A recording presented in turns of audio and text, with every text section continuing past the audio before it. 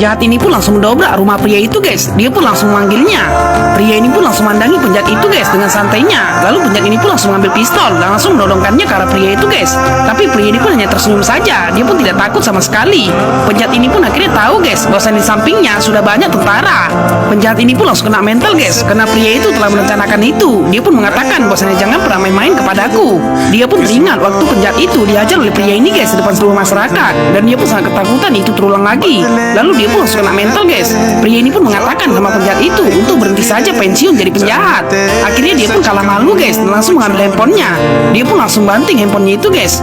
Penjahat ini pun mulai stres untuk menghadapi pria itu. Tapi polisi Bahlul ini mengatakan bosnya stop aja, bos.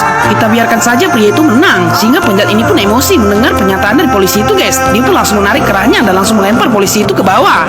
Dia pun mengatakan sampai mati pun aku tidak akan membiarkan dia menang. Lalu pria ini pun langsung datangi penjahat itu ke rumahnya, guys. Dia pun meminta kepada penjahat itu untuk menyerah saja. Tapi penjahat ini sudah punya rencana lain, guys. Dia pun beritahu sama pria itu rencananya. Ternyata rencananya itu sangat jahat.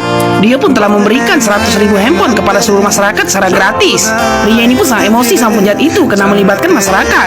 Tapi penjahat ini pun tidak mau tahu, guys. Dia pun telah menghalalkan segala cara untuk membalaskan dendamnya kepada pria itu. Dia pun menjelaskan bahwasanya aku telah memberikan 100.000 handphone kepada masyarakat secara gratis. Dan handphone itu ketika aku menelponnya, maka handphone itu akan semua meledak. Kamu akan melihat nanti lautan manusia yang akan terbaring di sana. Sehingga pria ini pun langsung kena mental, guys, melihat ancaman dari penjahat ini. Dia pun tidak main-main, guys, dalam membalaskan dendamnya. Dan dia pun bersumpah tidak akan membiarkan pria itu dengan hidup tenang dan damai. Dia pun mengancam pria itu untuk menghentikan misinya. Dan dia pun tidak akan bisa menghentikan itu, guys. Lalu pria ini pun sangat geram karena penjahat itu malah melibatkan masyarakat, sedangkan masyarakat tidak bersalah.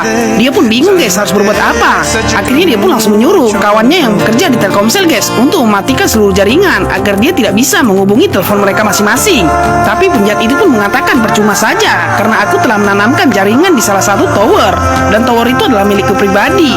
Sehingga pria ini pun tidak bisa menahan emosinya, guys. Dia pun langsung menendang penjahat itu sampai dia pun tersungkur. Lalu dia pun langsung menyeret penjahat itu, guys, keluar dengan rantai.